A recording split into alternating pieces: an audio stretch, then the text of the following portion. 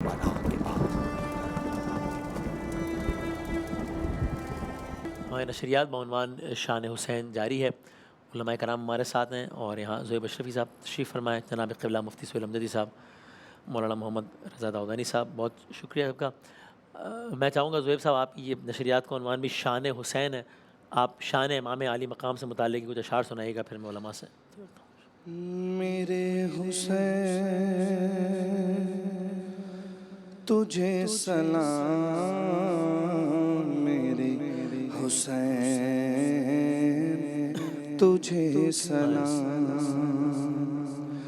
میرے حسین تجھے سلام،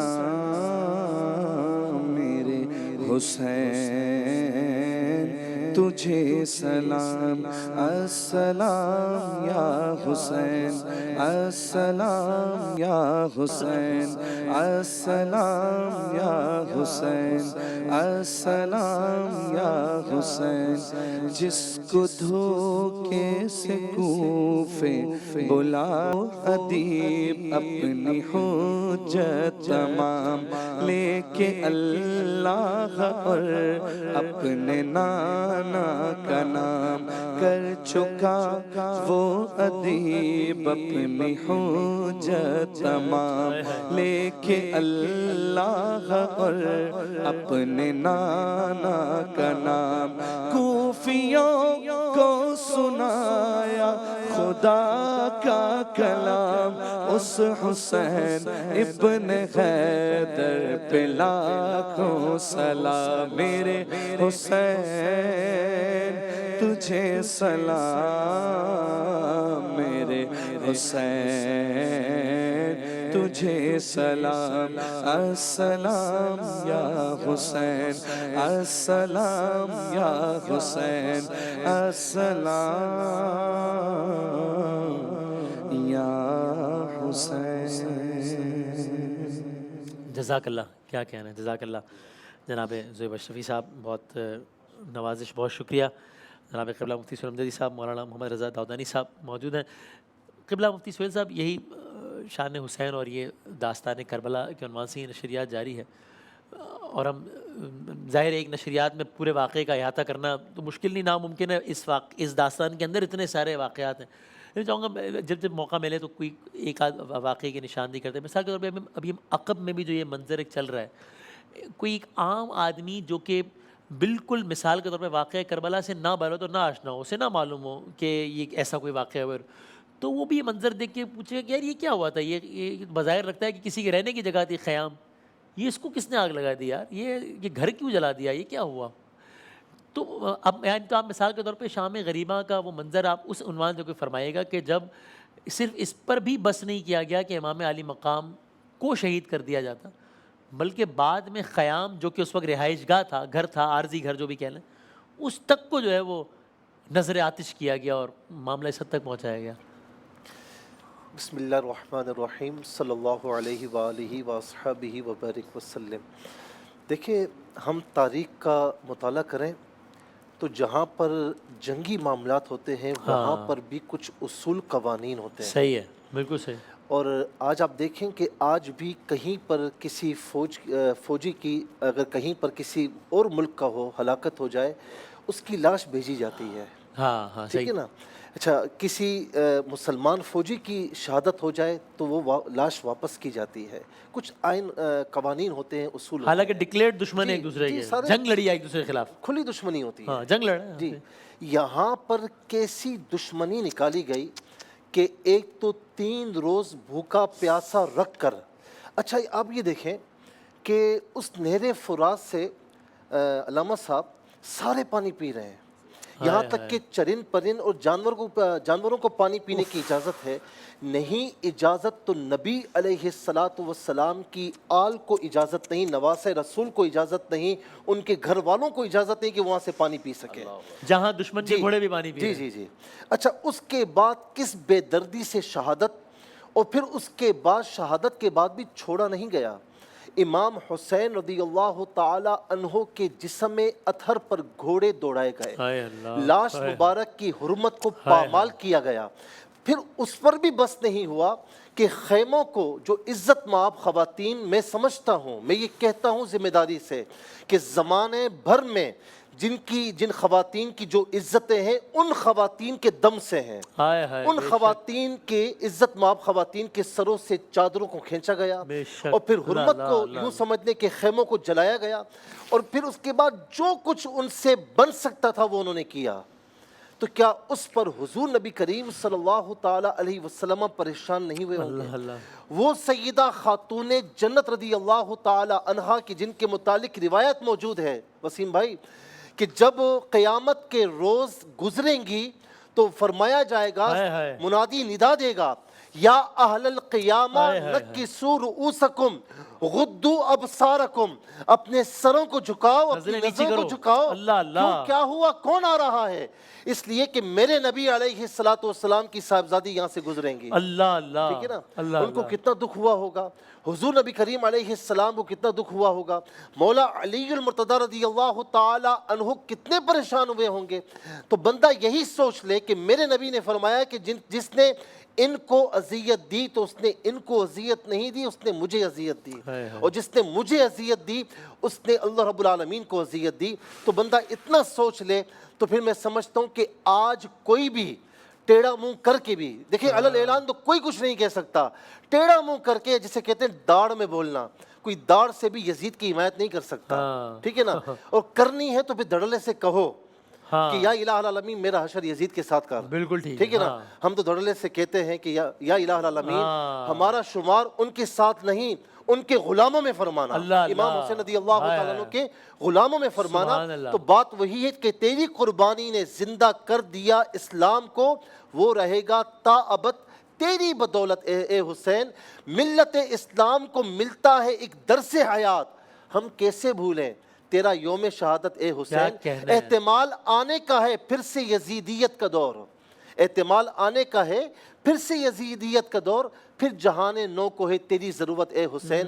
حال میرا کچھ بھی ہو، کتنے گناہگار کیوں نہ ہو، پر میرا عقیدہ ہے یہی، بخشوائے گی مجھے تیری محبت اے حسین۔ کیا کہنے، سبحان اللہ سبحان اللہ، واہ واہ کیا کہنے۔ قبلہ اسیم منظر بسم اللہ الرحمن الرحیم۔ ظاہر ہے کہ مفتی صاحب کی بات کو کنیکٹ کرتے ہوئے اور کنٹینیو کرتے ہوئے ایک حدیث مجھے یاد آئی کہ یحشر المرء مع من احب، کہ معشور ہوگا ہر شخص اس کے ساتھ کہ جس سے وہ محبت کرتا ہے، واہ واہ واہ واہ۔ جس کی محبت دل میں ہے اسی کے ساتھ اس کا حشر ہوگا۔ تو وہی تو وہ والی ٹھیک بات کہا انہوں نے کہ اگر پھر کسی کو وہاں بہت محبت ہے تو دعا کرے کہ میں اس کے ساتھ مشہور ہو جاؤں کے پھر۔ ساتھ معشور ہوں۔ ہاں۔ لیکن ظاہر ہے کہ ہماری بھی تمنا یہی ہے کہ حسین اور حسین کے غلاموں کے ساتھ ہمارا معاملہ ہو اور انہی کے ساتھ ہمیں معشور کیا جائے۔ دیکھیے یہ محبت وہ ہے کہ جس کو قرآن مجید کے اندر پروردگار عالم نے بطور اجر رسالت مانگا ہے۔ قل لا اسألکم علیہ اجرا الا المودۃ فی القربى، کہ اے حبیب کہہ دیجئے کہ میں کچھ نہیں مانگتا، کوئی سوال نہیں کرتا ان زحمتوں کے عوض کہ جو میں نے برداشت کی ہیں ادائیگی رسالت کے لیے، صرف ایک چیز کا مطالبہ کرتا ہوں الا المودۃ فی القربى، مگر یہ کہ میرے قرابت داروں سے مودت اور محبت اختیار کی جائے۔ اور اس کا مصداق مولا علی، امام حسن، امام حسین اور خاتون جنت حضرت سیدہ عالم سلام اللہ علیہ کو قرار دیا گیا۔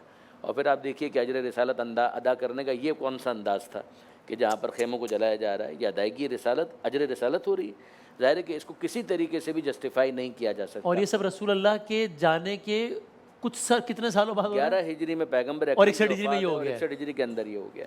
تو آپ اندازہ کر سکتے ہیں کہ یہ کیا ہے، نصف صدی، اور نصف صدی کے اندر سب کچھ بھلا دیا گیا۔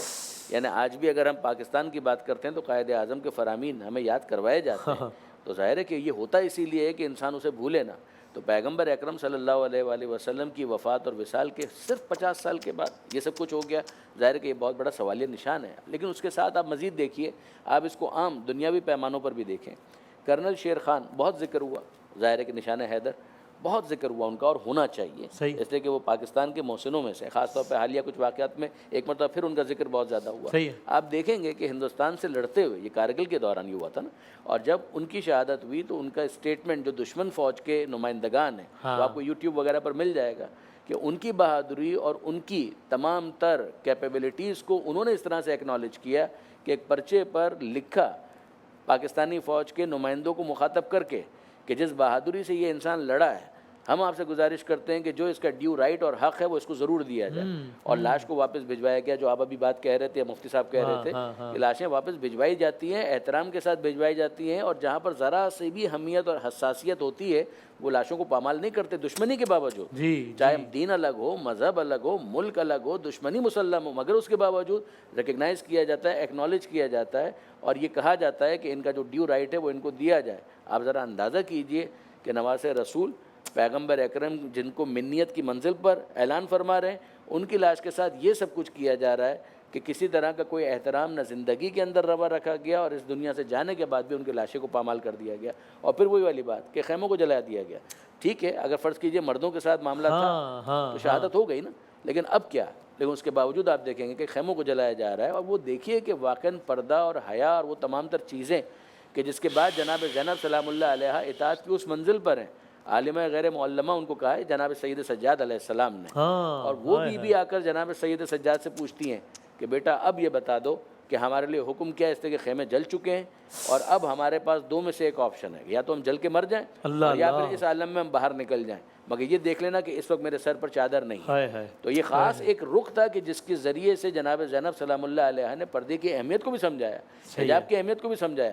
یہ مسئلہ شرعی تو یقیناً ان کو بھی معلوم تھا. اس وقت جناب زینب سلام اللہ علیہ کے سوال پر سید سجاد علیہ السلام نے کہا علیکن بالصحرا، کہ پھوپھی اماں اب وہ حکم یقیناً وقتی طور پر ساقط ہے، اور اس موقع پر آپ لوگ سب نکل جائیے صحرا کے اندر.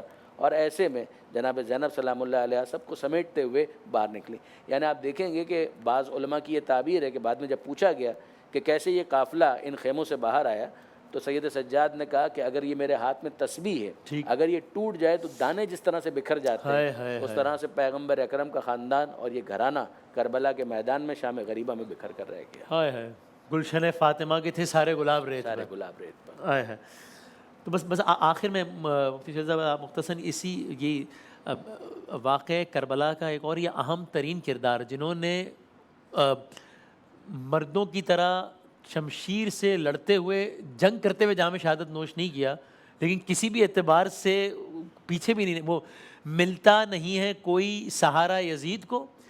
اس طرح سے زینب نے اجاڑا یزید کو. خاتون جنگ کر نہیں سکتی تھیں، اس لیے خطبوں کی ذوالفقار سے مارا یزید کو. تو میں نے کہیں پڑھا غالباً ان کے روضے پر یہ تحریر ہے کیا یا جبل صبر، صبر کا پہاڑ، ام المصائب، مصائب کی کربلا کی داستان کا یہ جو کیریکٹر ہے. آپ دو جملے اس حوالے سے سنائے گا جناب زینب سلام اللہ علیہ. دیکھیں، ایک تو کربلا جو واقعات ہم پڑھتے ہیں یہ کربلا نظر آتی ہے، اور اس کے بعد خیموں کو جلانے کے بعد پھر جو واپسی کا راستہ ہے وہ بھی کربلا ہے. وہ الگ ایک کربلا ہے نا جی، وہ الگ کربلا ہے اور وہ الگ واقعات ہیں، اور کسی اعتبار سے شام غریبہ سے کم نہیں ہے وہ بھی نا. یعنی اس میں جو مصائب ہیں، جو مصائب و آلام ہیں، آپ پڑھتے جائیں روتے جائیں. یعنی آج بھی جب بھی ہم یہ تذکار پڑھتے ہیں تو بے اختیار آنکھوں سے آنسو روا ہو جاتے ہیں. اور پھر ابھی ہم حج میں ساتھ ہیں، مفتی صاحب کہہ رہے تھے کہ میں واقعہ کربلا میں اکثر میں شروع کرتا ہوں، میں مکمل نہیں کر پاتا، میں چھوڑ دیتا ہوں، مجھ سے آگے پڑھا نہیں جاتا. ایسا ہی عجیب ایکسپیرینس. سیدہ زینب رضی اللہ تعالی عنہا یہ وہ ہیں کہ جب اون و محمد شہید ہوئے تو زینب رضی اللہ تعالی عنہا نے ہاتھ اٹھا کر اللہ تعالیٰ کی بارگاہ میں جانتے ہیں کیا دعا کی کہ یا الہ العالمین، ان دونوں کی شہادت اگر قبول ہے نا، میرے نانا کی امت کی بخشش فرما دینا. جس طرح نانا کی عادتیں ہیں کہ ہر وقت اپنی امت کا خیال، تو سیدہ زینب رضی اللہ تعالی عنہا بھی امت کے غم میں اس طرح مبتلا ہے. اور پھر آپ نے جس طرح یعنی ایک ہمت، جرت اور بہادری کے ساتھ کربلا کے جو بعد کربلا واقع ہوئی اس میں آپ نے صبر و استقامت اختیار کیا. اور پھر یزید کے دربار میں، عبداللہ ابن زیاد کے دربار میں کس طریقے سے آپ کا خطاب تھا، وہ اگر آپ پڑھتے جائیں نا تو آپ کو یہ معلوم ہوگا، نتیجے پر آپ پہنچیں گے کہ یہ حضور نبی کریم علیہ السلام کی نواسی ہی کر سکتی ہے، اس کے علاوہ کوئی اور کر ہی نہیں سکتا. وہ کہتے ہیں نا کہ جتنے سوال عشق نے آل نبی سے کیے، ایک سے بڑھ کر ایک دیے سارے جواب ریت پر.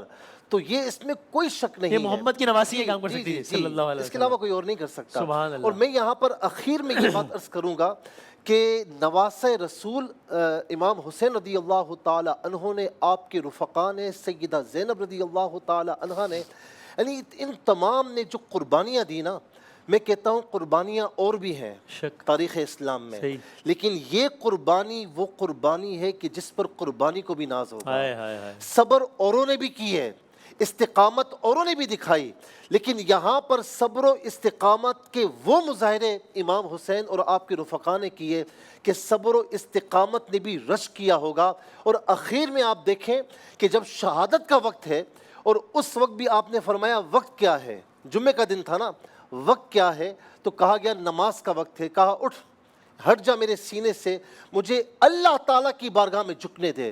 پھر آپ نے نماز خوف کے اس میں معاملات میں کس طرح سجدہ کیا ہوگا، کیسا وضو کیا ہوگا، اور کس طرح سجدے کے عالم میں آپ کی گردن کو، آپ کے اللہ سر اللہ۔ اقدس کو تن سے جدا کیا گیا ہوگا۔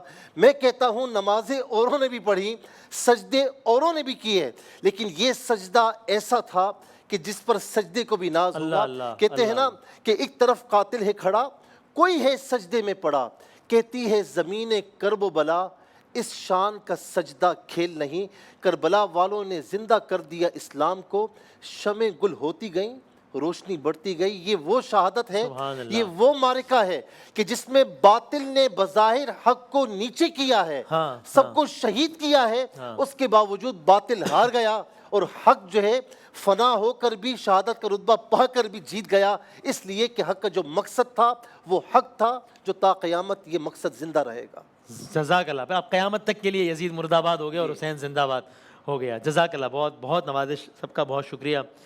میں بلکہ جناب کبریٰ سلام اللہ علیہ کا تذکرہ ہوا تو میں ان اشعار سے اختتام کروں، وہ جو منزل ہے شہادت کے بعد کی، کہ جب کربلا سے پھر کوفہ، کوفے سے شام، وہ جناب ریحان آدمی صاحب اللہ تعالیٰ مغفرت فرمایا، اب ان کا انتقال ہوا حال ہی میں، شاعر اہل بیت، انہوں نے اپنے طور پر ایک منظر بیان کیا کہ کہا کہ میں انہی چند اشعار اختتام کرتا ہوں، کہا ایک ذاکر شام پہنچا دل میں لے کر یہ خیال، دیکھ کر بازار اور دربار پوچھوں گا سوال، کہ سر برہنہ جب تھی زینب بے کفن زہرا کا لال، سر پہ سورج چل رہا تھا جس گھڑی چونٹی کی چال، تو سوال کیا تھا، فاصلہ بازار سے دربار تک طے جب کیا، وقت اس مشکل سفر میں کتنا بی بی کو لگا۔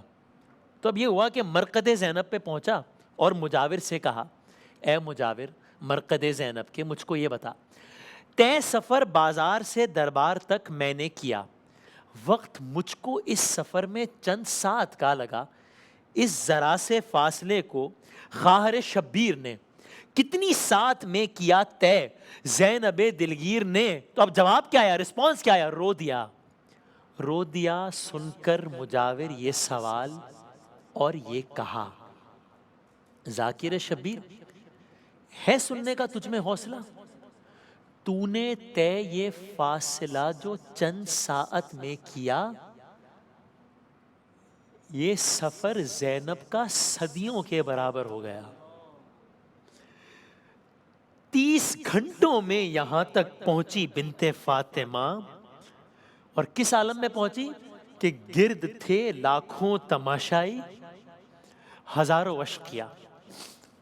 تو میری بہنوں یہ گھڑی ہے کس قدر احساس کی، اور اگلا جملہ انسان کس کلیجے سے کہے، میری بہنوں، ہم سب بہنوں والے نا، ذرا سوچئے، حالانکہ ظاہر کوئی کمپیریزن تو نہیں ہے نا خاندان نبوت کی بہنوں کا اور ہماری، میری بہنوں یہ گھڑی ہے کس قدر احساس کی، ارے تھی بہن عباس کی نظریں عوام الناس کی، بے ردائی بے گھری اور اس پہ شدت پیاس کی، کہتی تھی مل جائے چادر پرچم عباس کی، ساعت شام غریباں یاد وہ عباس کی، جب نہ تھا کوئی بھی وارث ماں سوائے بے کسی، غم زدہ کے ہاتھ میں ایک چوب خیمہ آ گئی، بن گئی زینب علی عباس بھی شبیر بھی۔